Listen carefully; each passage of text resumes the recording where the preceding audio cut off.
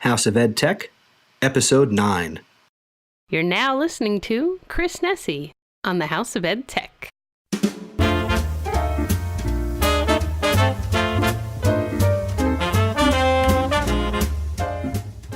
Welcome to the 9th episode of the House of EdTech podcast.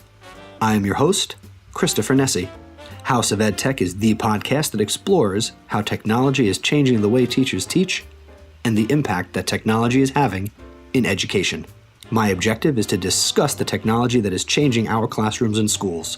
You can count on House of EdTech for information you can hear about today and use tomorrow, because whether you use it or not, technology is changing the way we teach and how our students learn.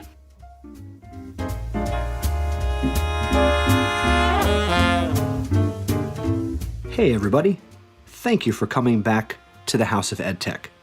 I'm really glad you're here, and I have a lot of great content coming up in this episode, including an interview I did with Principal Jessica Johnson from Wisconsin. I have a great EdTech thought. I have another EdTech recommendation, and the next installment of the House of EdTech VIP. Before I get to my featured content, I do have a few things I'd like to talk about first. I have been nominated for a BAMI Award in the category of talk show host. Thank you to Jay Eitner for thinking enough of the podcast and me to nominate me for a BAMI Award. Thank you, Jay. I really appreciate it. I do work very hard on this podcast, and I'm trying to make it better with every episode, and I appreciate that you took the time to give your nomination and recommendation for what's a pretty cool honor. Regardless of how you feel about the BAMIs, I'm pretty excited and would be honored to, win a BAMI award. I know there are people out there who aren't a fan of the BAMIs and think that it's silly to look to win awards, but let's be honest. Everybody likes to be recognized and, feel appreciated for the hard work that they do. And that doesn't take anything away from the teachers who don't get nominated, or if it's just education all-stars and, education quote-unquote celebrities who may wind up winning these awards. When it gets down to it, there are people who are doing amazing things all over the country where they're using technology or they're doing fantastic things in their classroom as leaders or as representatives of the community. And, to thank and honor them, it has its good points, and I think it's valuable, to be completely honest. Is the selection process the best? It's debatable, and I can see both sides.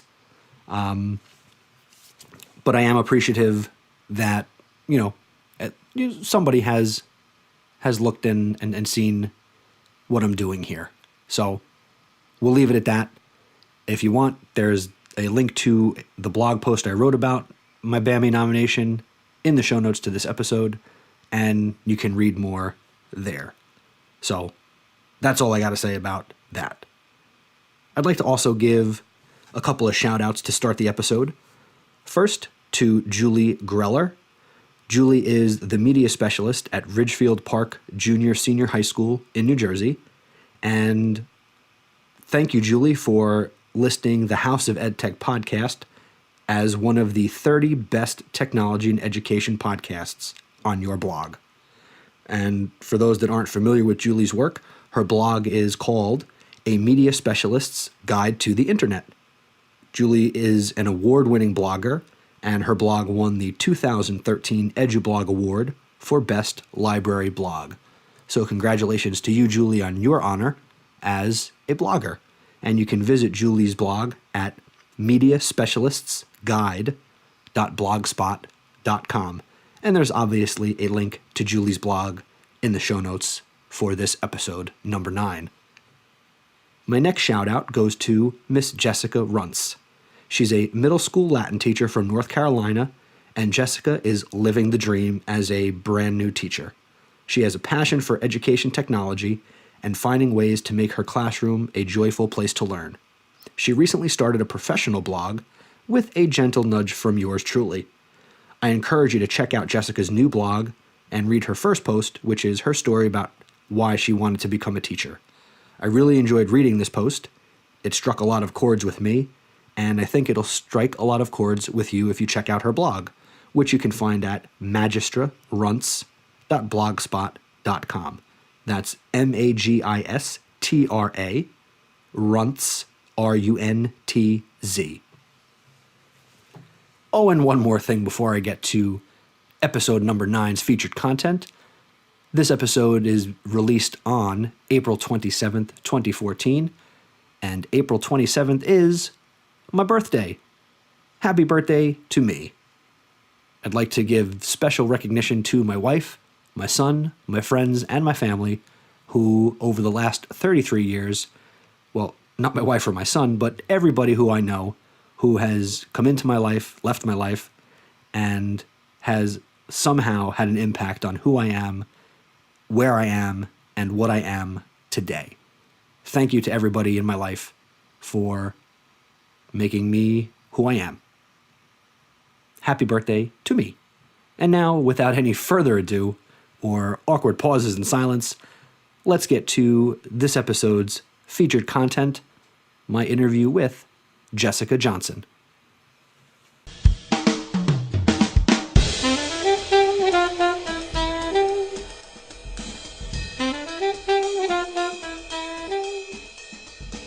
And now for my featured content, I'd like to welcome in a very special guest, Miss Jessica Johnson.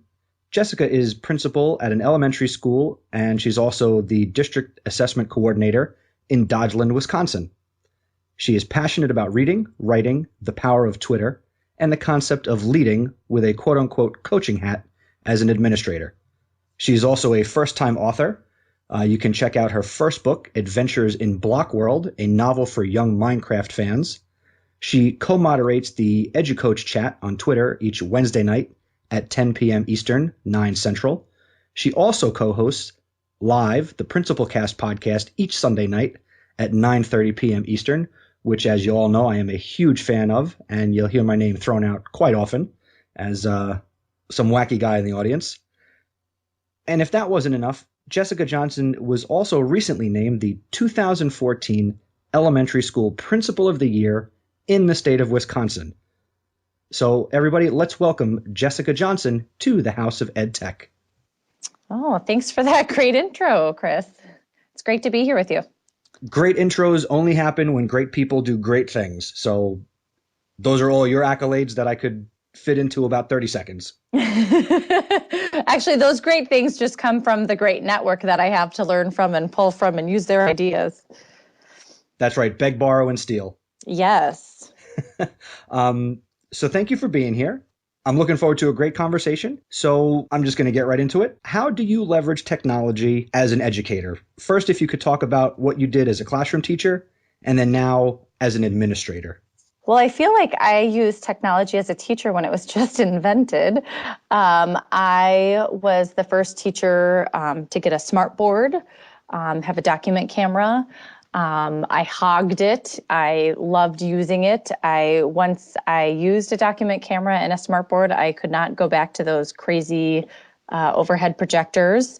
And that was actually my last year of teaching, was in getting a smart board and document camera. Before that, I had done as much as I could with 2 computers in my room of rotating students through using web quests and I don't even remember what old kinds of things we did online back then. As an administrator, though, I have really continued to share technology ideas with my staff.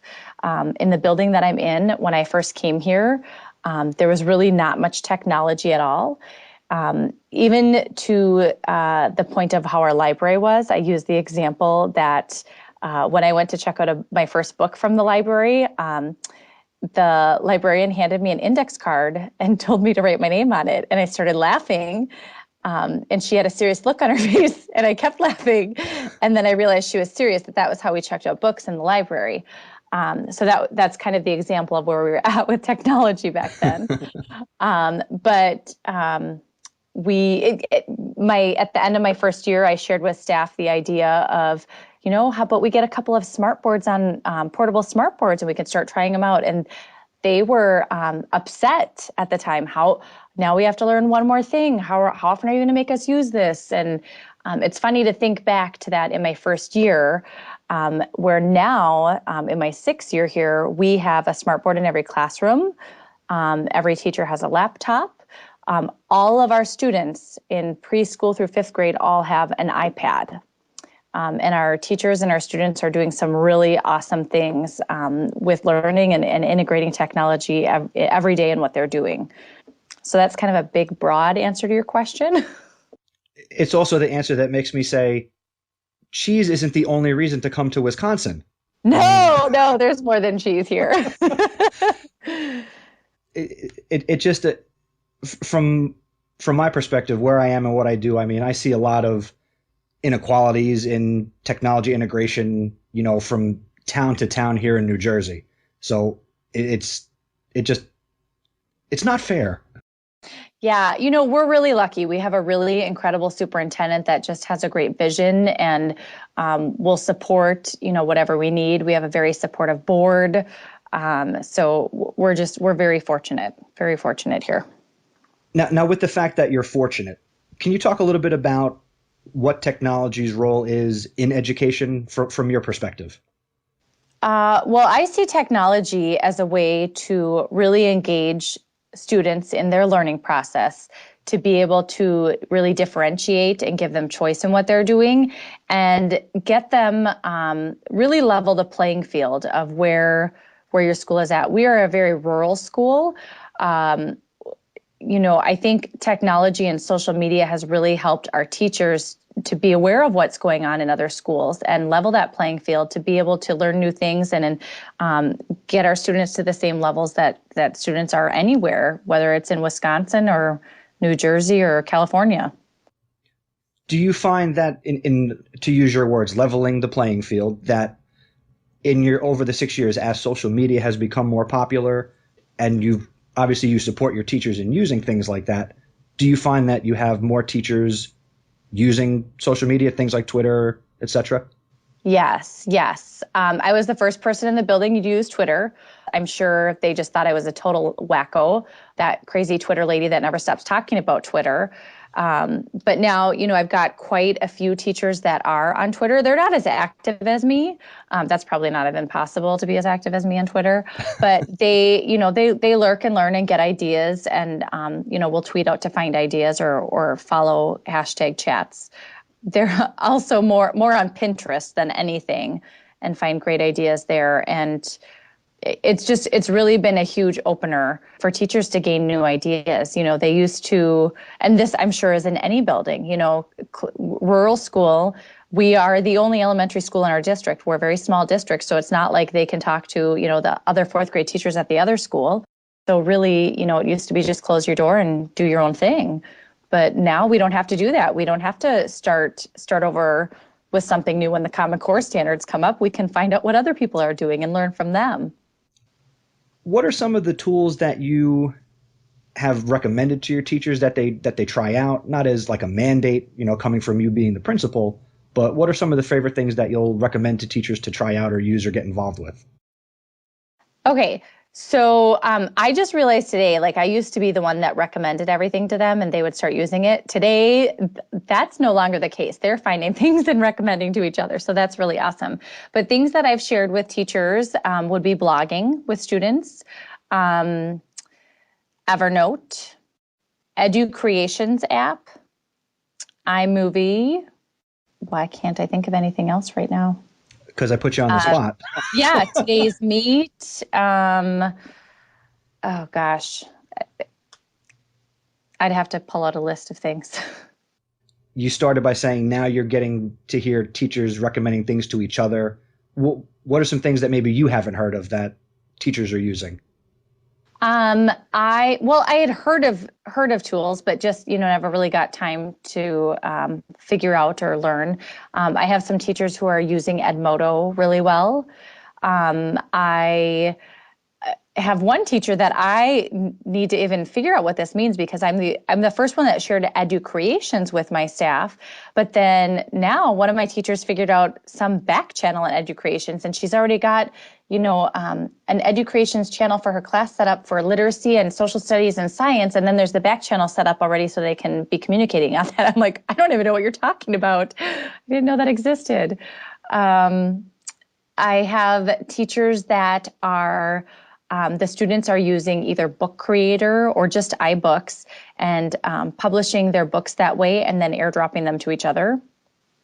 There's I can't remember what it's called, something with postcard. Just saw this the other day in a classroom. I can't think, it's something with postcards. I'm sure if you just search postcards, and they were not only writing a postcard with, they got to pick their picture, but it's the end of third quarter. So they were writing a postcard to mom and dad about how they did this quarter and making goals for the new school year. And that's going to be emailed to their parents as they get their report card. So that was a really cool idea. And it also, I guess, increases parental involvement and gets the parents engaged. Absolutely. Yeah. Another big one, Google Drive or Google Docs, using that with students and with staff. Pages, Keynote. Some of my teachers really love Toontastic. I'm a fan of Toontastic. That's a great site. They love that. One idea that I have going right now, this is kind of a sneaky little idea. That's not the answer to your question, but it incorporates all kinds of apps. We're having some bus issues with student bus behaviors, and I'm really not the kind that just wants to gather everybody in the gym and go for the bus rules again. So since so many of our kids know so many different apps, I'm having a bus rules video contest, and they have a couple of weeks to make, their own video if they would like, and enter this contest. I gave them some parameters for that, but they can use whatever app they want for it. And I'm going to have the judges that are going to be selected to join me are kids who could really benefit from watching those videos over and over and over, and help pick the winning video that will be on our website for all students to see. That should be the reason alone that you are a statewide principal of the year. That's a fantastic idea. It's like sneaky brainwashing. That's like half the job of being a principal, sneaky brainwashing of the students. Yeah, no? yeah, I guess it is. I think that's going to be a hot one when I write this all up and can share it. That's a great strategy. Oh, okay. I just found that app. It's called PhotoCard. The postcard one I said, it's called actually PhotoCard by Bill Atkinson. And is that an app or a site? It's an app. Okay, so that will be in the show notes. We're gonna link it. This is going to be full of awesome links. Okay. I've also shared Socrative now that I closed Skype and I'm looking at my iPad. Socrative. I use that with our school board too, to let them get to try using the iPads. And I just created a quiz on Christmas carols, because that was the time of the year, and we did the form of Socrative where it's not just answering the questions, but you're like in a rocket race on a team. Oh, okay, yeah. Yeah, so that was really fun for the school board members to engage that way. The other big thing in our building is just QR codes. Like, it is QR code crazy here. And we just learned, we had a little mini ed camp a week ago, and Craig Yen actually tweeted out to us a website, and I don't have the link off me right now, but how to make QR code flashcards. And so you can put in the question and the answer, and then so basically then the kids use the QR code to check for their answer. Or we have kids that, they're making their own videos like book trailers, using iMovie, and then making a QR code to the book trailer that they made. So those are like all around the library and in classroom libraries, or their book reviews. So that way they're also sharing with other students about advertising for books to read. Very cool. Since you brought up QR codes, I recently found a site called slackmath.com. Oh. And it would be elementary school. Your school goes to grade 5 or grade 6? Grade 5. Okay. So this would be a little beyond them for the math concepts, because it starts with Algebra 1, and it's like high school level math. But if your teachers are into using QR codes, The basic concept is you have the math problems, and you could print out these PDF files, and you'd work out the math problem, and on the sheet is a QR code that goes to a video that solves that exact math problem. Yes, I see it right here. That looks awesome.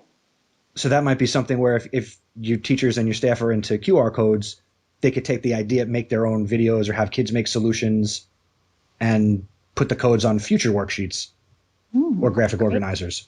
Yes. That's a great idea for even bringing home homework when, the parents might not know how to help and the kid forgot, and there you go. That's how I pitched it to math teachers in my school, because we don't have the access to YouTube, but the math teachers were like, oh, this would be great for what you just said. Homework help. They didn't have to make the video, but they can get it at home when maybe their parents can't help them. Yes, great idea. See, that's what I like to bring on the House of EdTech. Yeah. Power to the people.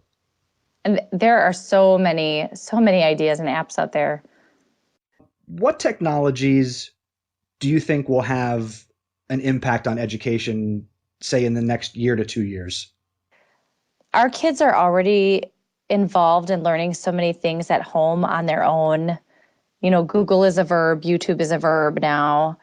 If there's something that they don't know how to do, they can just go to YouTube and watch how to do it. Kids no longer need us to be the relayers of information. I think just helping to teach kids how to use the tools appropriately, how to engage in social media appropriately, and how to be using it for learning, so that it's not just becoming, engaging online, but how to use the tools for learning, I guess. I think that's a fantastic way to look at it, because, it's not just given, send them out there, untrained or unprepared in their subject areas, but put these tools in their hands, teach them how to use them. I think that's kind of it.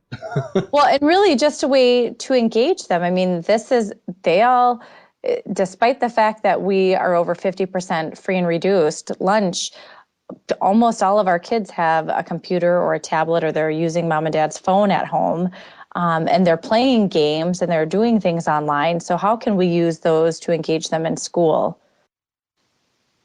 Can you share a little bit about your book, Adventures in Block World? I'd like to hear more about that. Okay. Yeah. So that is just like self-published on Kindle. I didn't have the energy to look into like getting an agent and all of that fun business to get it actually published. I would love to, because I would love it to be an actual like book form for kids to access. I have a child who's obsessed with Minecraft, as is almost any other child out there today. And he, as much as I love to read, he is a very reluctant reader. And the only books he's interested are way above his reading level.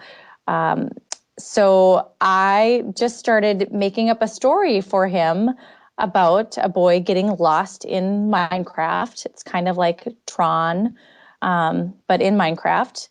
And he loved the first part that I wrote and was like, Mom, you got to write more. You got to write more. You got to keep writing. And so I had to keep writing because he was reading it. He was actually reading something. So I just kept going with it. He helped, give me ideas, since I don't play Minecraft, so I don't actually know what to do in there. And just went with it until I finished it. And he loved it and said, you should have some of the kids at school read this. So I was having a conversation with some of the fourth graders at lunch talking about Minecraft, because what else do you talk with fourth grade boys about? And I shared the idea with them. They wanted to read it. So I ended up printing off a couple copies. And then they were all like, oh, well, the rest of the boys in the class want to read it too. And so I think all the boys in that class read it and all said, you should get this published. This is really good. So I then took that to the next step to at least put it on Amazon Kindle.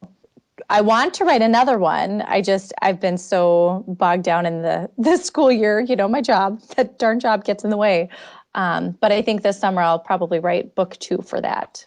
Well, 2 points about your book. First, it's a real book because you can buy it on Amazon. Yeah. Number 2, based on how it's kind of taken off for you with just starting as something, with your own child and then kind of spreading it in the school. I think Frank L. Baum started The Wizard of Oz the same way, no? Oh, yeah. Well, and so did who's the Rick Riordan? Is that who writes Percy Jackson? I don't know how to say his name right. He started that way too, of writing for his boys or his son. There you go. So continued success, and I hope you keep writing. I've read the reviews, the excerpt.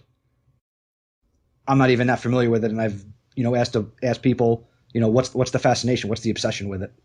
Yeah, it Minecraft is really cool. It is, when I do try to get in and play with my son, it is addictive because you can create whatever you want in that world. It is like Legos on steroids. He loves getting to connect with. He'll play with his cousin who lives in North Dakota, and he never gets to see her, and or play with another friend in town, and then his brother gets online on another computer in the basement and destroys everything, and then we have a battle in our house. But that's also learning about how to get along with each other, and sharing that digital space. And we actually have Minecraft for a summer school class.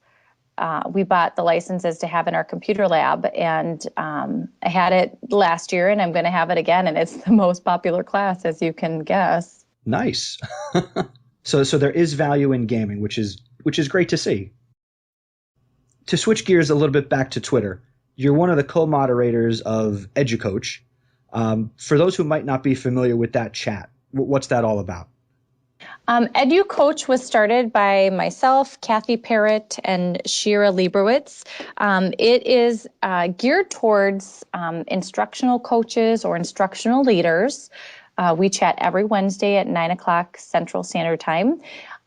We typically will have like a poll every week, and we'll pick a topic. Maybe it's talking about how to write student learning objectives, or how to provide informal coaching feedback, or how can principals be a coach even though there's not an instructional coach, or how to have teachers involved in observing each other for learning.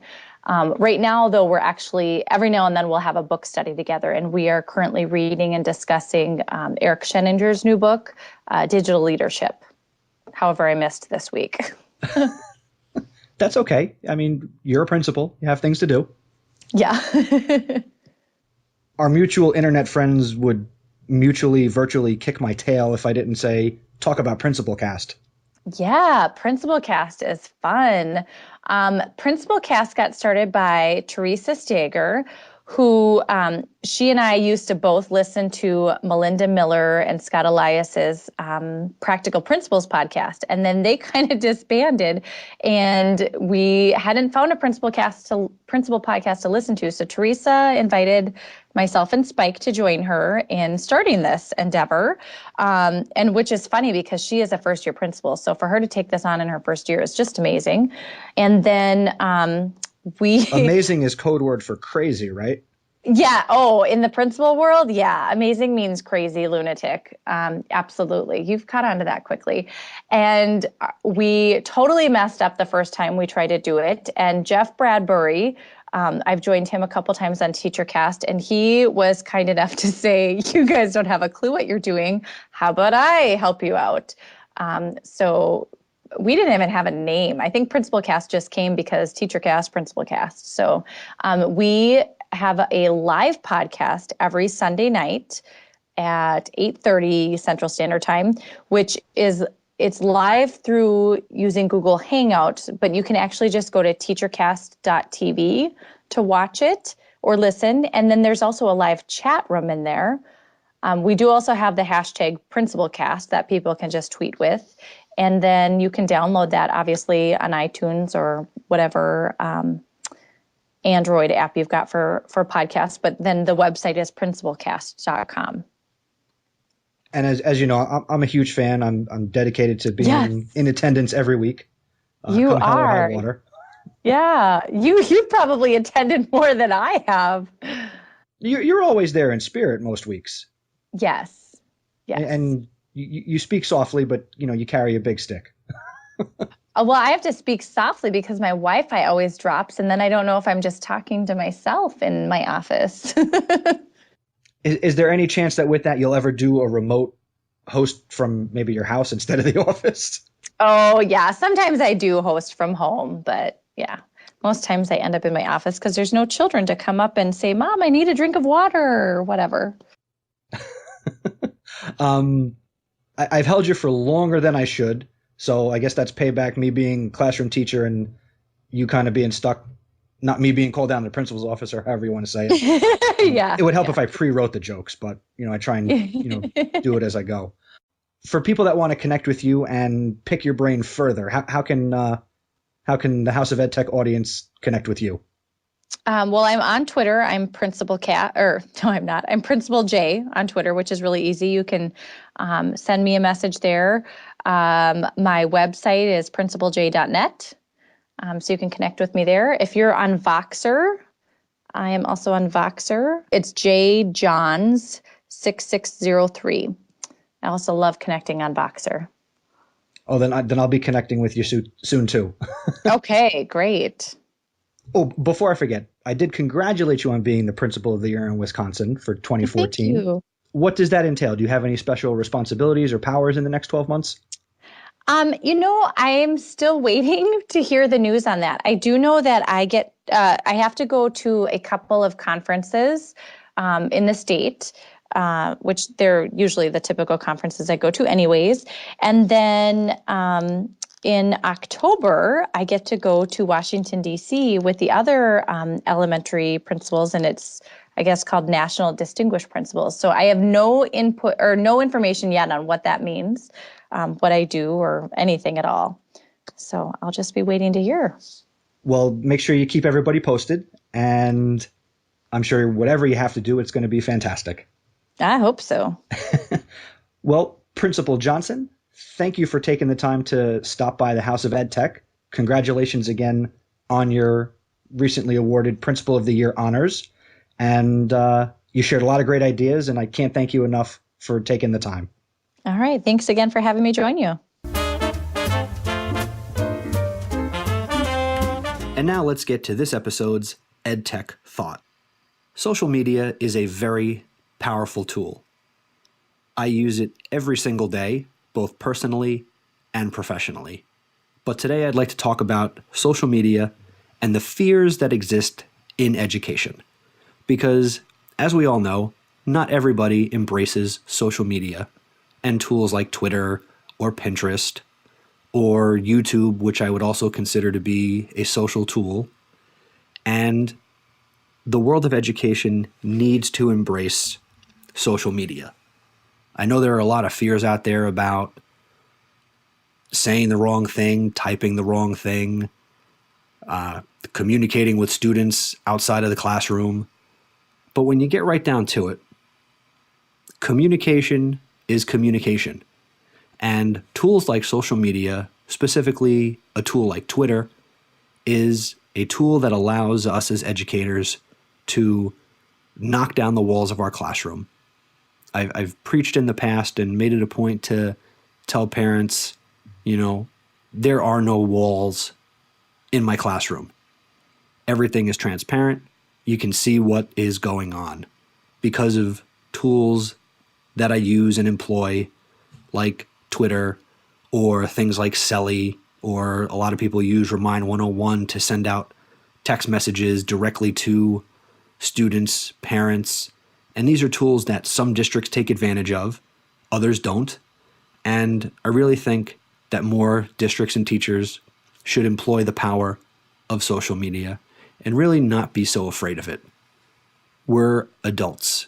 We're professionals. We've gone to college. And when it gets down to the root of it, we all care about kids and want to see students succeed.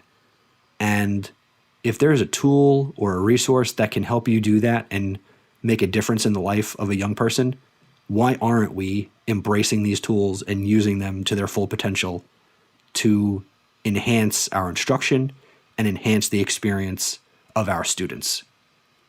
If you're not on social media, consider it. Read about it, research it. Just Google Twitter and teachers, Twitter in the classroom, social media in the classroom. There are so many great websites and resources out there and articles that have been written, 10 ways to do this, 15 ways to do that. Educate yourself. Expel your fears. let this little bit of dialogue from me to you inspire you to, if you're using it, show it to another person, teach another teacher how to use social media and use it in their profession as a professional. Or if you just listen to podcasts and you're not on social media right now, again, do a little research, check it out. It is 100% worth it. If you're not ready to use it with students or directly in your classroom or your school district, use it for yourself. Use it as a professional learning tool. Grow your professional learning network. Connect with other teachers. There are so many chats and resources out on Twitter. You can connect with people on tools like Pinterest and pretty much any other social tool that's out there. You can find teachers. So give it a shot. Learn and become a better teacher, become a better educator, and overall become a more connected person in the world that we live in. That's my EdTech thought. And now the EdTech recommendation. For this episode, I'd like to tell you about the AnswerPad and the Tappet app. The AnswerPad, in conjunction with the Tappet app, is a student response system with the usual question formats and types like multiple choice, true, false, yes, no, and all these different question types can be pushed to student devices, whether it's a cell phone or a tablet or a laptop or a desktop computer in your school. You use a website to generate the questions, and you can garner instant feedback or provide assessment opportunities for the students in your classroom. What makes the AnswerPad unique is the graphical nature of the tool. The template backgrounds are visually appealing, and the AnswerPad comes with a digital portfolio function. Now, very quickly, well, not very quickly, I'd like to share an audio clip directly from the AnswerPad, and this audio clip is about 3 minutes, and the YouTube video that this is from is embedded in the show notes. So take it away, AnswerPad. The AnswerPad. Just tap it. Here is Mrs. Smith's class of students. After teaching, Mrs. Smith was never sure which students understood what she taught. She would see if anyone had questions, but usually no one did, even though she suspected they should. So Mrs. Smith signed up for the AnswerPad. She registered, created her class, and added her students in. She downloaded the Tappet free app to their iPads, and students without an iPad could work through a web browser. Now, Mrs. Smith and her students can go interactive. The teacher dashboard shows when students are logged in and ready to go. Mrs. Smith sends out a blank pad to have the students solve a math problem. The students solve the problem and send it back to the teacher, who can click on the image to see it in full size. Next, Mrs. Smith wants the students to draw their solution, a coordinate grid. Likewise, once she receives the response, she can verify and share examples of student work.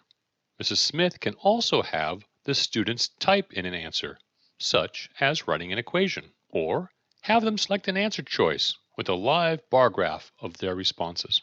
For a truly open-ended and limitless approach to interactivity, upgrade to the AnswerPad Plus and take advantage of premium features such as the template gallery. Here, you can browse a number of backgrounds that can be sent out to students or can be annotated upon and then sent out for a more specific and customized approach. Can't find what you need in the gallery? No problem. Upload your own graphics to the gallery, annotate, customize, and save to use again when needed. Since all students have had the opportunity to show what they know, and the teacher has been able to adjust instruction, addressing individual needs, students feel confident to perform well on a quiz. Teachers can use tests based on what they taught by creating an electronic answer sheet using 6 different question types, instead of fighting to import graphics. Keep your open-ended questions. The answer sheet allows students to be automatically assessed and graded in different ways, including having a scratch pad to show their work. This is a huge time saver and provides cloud-based reporting instantly. The AnswerPad changed Mrs. Smith's students from passive into active learners. She was able to adjust her instruction based on timely information and track her students' progress using her existing paper tests. The AnswerPad. No questions, just answers. Again, the audio that you just heard is from a video on the AnswerPad website, and I suggest you check it out at theanswerpad.com. Link will be in the show notes.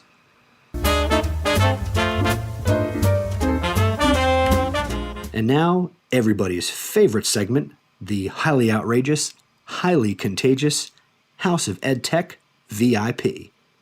Craig Yen is one of the top educators on Twitter. If you're ever lucky enough to be in a chat on Twitter and Mr. Yen is there, there will be no shortage of links and information being tweeted and retweeted by Craig. He's a fantastic member that needs to be added to everybody's PLN. This guy should have like thousands upon thousands of followers. The guy's amazing, and he's a fantastic resource. He's an 11-year veteran teacher from San Francisco, California, where he teaches 5th grade. He also uses and employs the flip model of instruction, and he is a true quote-unquote EdTech fanboy. Craig is a Cal Berkeley grad with a Bachelor of Science in Economics and Statistics, and he earned his teaching credentials and Masters in Curriculum and Instruction from the University of Phoenix. Connect with Craig Yen today.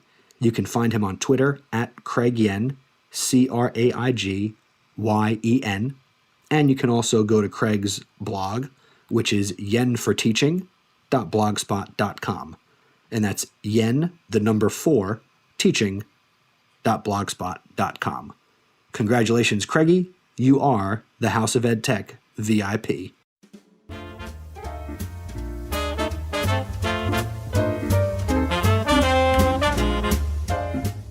That's going to do it for this episode of the House of EdTech. I am Christopher Nesi. Keep the conversation going and visit the website, mr.chrisnesi.com. You can check out the show notes for this episode at mr.chrisnesi.com/2014/04/houseofedtech9.html. If you have questions or comments, send me a voicemail, which I would love to feature on a future episode. Click the SpeakPipe button on my website or call 732-903-4869. Also, email me at nessie.history@gmail.com or tweet at me, Mr. Nessie, and use the hashtag House of EdTech. If you enjoyed the show, please rate and review the podcast on iTunes and Stitcher. Your 5-star rating and positive review will help keep the House of EdTech front and center for others to discover. Be sure to come back to the house for the next episode, which will be released on May 11th, 2014.